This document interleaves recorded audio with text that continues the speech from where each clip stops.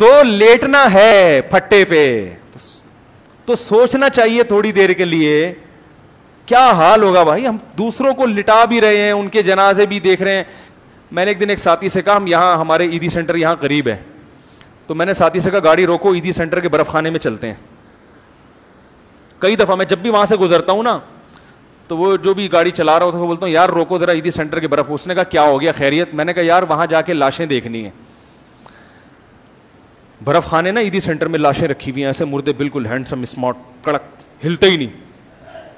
وہ لوگ جو کبھی چین سے بیٹھتے ہی نہیں تھے اب ایسے اکڑے ہوئے ہیں کہ ہلنے کا نام ہی نہیں لے رہے. ورنہ انسان تو ہلتا ہی رہتا ہے نا ہر وقت, چین سے کہاں بیٹھتا ہے. میں نے کہا یار اس نے کہا مفتی صاحب خیریت دماغ خراب ہو گیا, کیا کرنا ہے؟ میں نے کہا بھائی دیکھنا ہے, تھوڑا سا استحضار ہوگا کہ کل مفتی طارق مسعود صاحب تم نے بھی, اللہ برف کی سلوں پہ نہ لٹائے, ہمیں تمیز سے جلدی سے دفن کی توفیق نصیب فرما دے لواحقین کو. لیکن بہرحال لیٹنا تو ہے نا, تو کبھی کبھار عیدی سینٹر جا کے اوریجنل سچی مچی کے مردوں کو دیکھا کریں اپنی آنکھوں سے, بڑی عبرت ہوتی ہے. اور پھر اپنے بحریہ ٹاؤن کے پلاٹوں کا بولو نا بھائی سوچا کریں, اس سے ٹینشن وقتی طور پہ تو بڑھے گی, لیکن یہ ایسے ہی ہے جیسے ڈپریشن کی گولی کھاؤ نا, اس کے کچھ سائڈ افیکٹ ہوتے ہیں مگر پھر آدمی ریلیکس بھی ہو جاتا ہے نا. تو یہ ڈپریشن کی ایسی ٹینشن ہے, ایسی گولی ہے کہ وقتی طور پر تو آپ کی ڈپریشن کو بڑھائے گی مگر ہمیشہ کا سکون عطا کر دے گی یہ چیز. آپ بولو گے یار کوئی بات نہیں ہے یار, جاب لیس ہوں تو کیا ہو گیا, ان سے تو پھر بھی اچھا ہوں نا, یہ تو لیٹے ہوئے ہیں فٹ پاتھ پہ, میں آرام سے سو تو جاتا ہوں. فٹ پاتھ پہ میں نے کسی کو نہیں دیکھا کہ جو سو نہ رہا ہو رات کے وقت. نرم گدوں پہ ایئر کنڈیشن روم میں تو بہت سے ایسے لوگ دیکھے ہیں جن کو نیند نہیں آتی پوری پوری رات. فٹ پاتھ پہ جو لیٹنے والے ہیں, جب بھی کسی کو جا کے میں نے دیکھا ہے خراٹے لے کے مزے سے سو رہا ہوگا, کیونکہ اس کے پاس چمن کی گاڑی بولو بھائی نہیں ہوتی, لہذا وہ ٹینشن میں ہی نہیں ہوتا, اس کے پاس کوئی ہے ہی نہیں, اس کے پاس کوئی ہے ہی نہیں نا, چھیننے کا غم ہی نہیں. کیا فٹ پاتھ چھینو گے اس سے بھائی, اس سے کیا فٹ پاتھ چھینو گے؟ وہ کہے گا چھین لے میں سڑک پہ جا کے سو جاؤں گا. سونے کے لیے تو کہیں بھی آدمی جا کے سو جائے, تو وہ بڑی سب سے زیادہ مزے کی زندگی. چھوڑیں ابھی زیادہ پھر وہ بات وقت ختم ہو رہا ہے.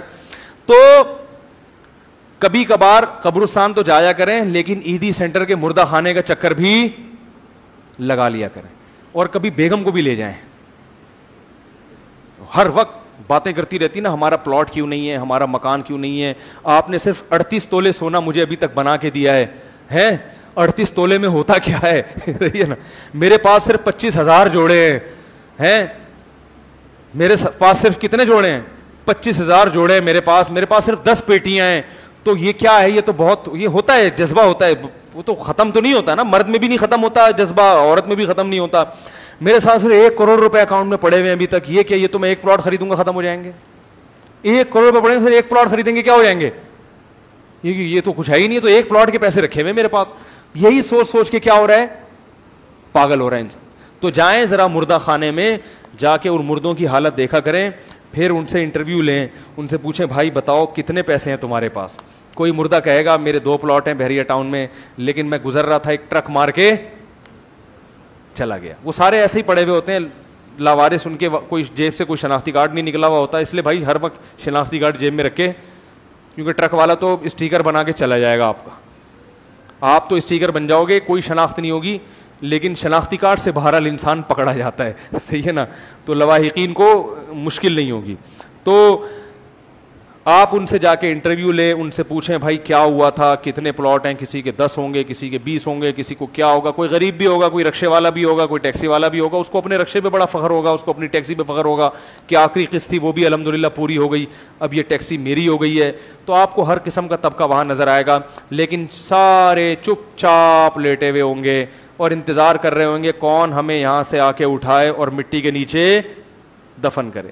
تو بھائی اس چیز کی معاشرے میں بڑی کمی ہے, جا کے دیکھا کریں, قبرستان جایا کریں. نبی صلی اللہ علیہ وسلم نے فرمایا قبرستان جایا کرو, اس سے آخرت کی یاد تازہ ہوتی ہے. قبر پہ جا کے بیٹھ جایا کریں آنکھیں بند کر کے, اور کافی دیر تصور کیا کریں کل تو بھی یہاں لیٹا ہوا ہوگا. نہیں آ رہی بات میرا خیال ہے سمجھ میں, کل تو بھی یہاں پر لیٹا ہوا ہوگا.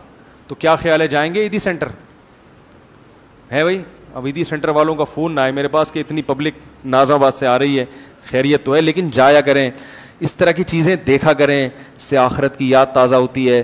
دنیا دھوکے والی ہے نا، تو اس کے دھوکہ سمجھنے کے لیے اسی قسم کی ایکٹیویٹیز کرنی پڑتی ہیں. تو روزانہ 5 منٹ بھی آپ نے ٹائم دے دیا کہ بھائی مرے گا اور تجھے غسل دیا جائے گا، اور پھر جنازے کی چارپائی پہ اٹھا کے لے جایا جائے گا، اور پھر قبر میں دفنایا جائے گا، اور پھر منو ٹنو مٹی تیرے اوپر ڈالی جائے گی.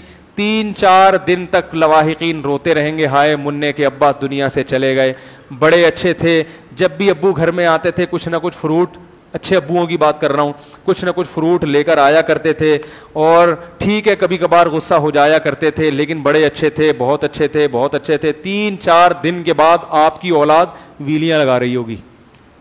میں نے دیکھا ہے ایک نوجوان آیا، میرے ابا مر گئے، ہائے میں ایسا پریشان، اتنا غم. 4 دن میں نے دیکھا ایک ٹائر پہ وہ چلا رہا ہے بائک. 3-4 دن سے زیادہ غم بولو بھائی نہیں، ختم. تو یہ ہوتا ہے حساب کتاب. خواتین میاں سے وعدے کرتی ہیں آپ مر گئے میں شادی نہیں کروں گی، شادی نہیں کروں گی، مجھے آپ جیسا تو مل ہی نہیں سکتا.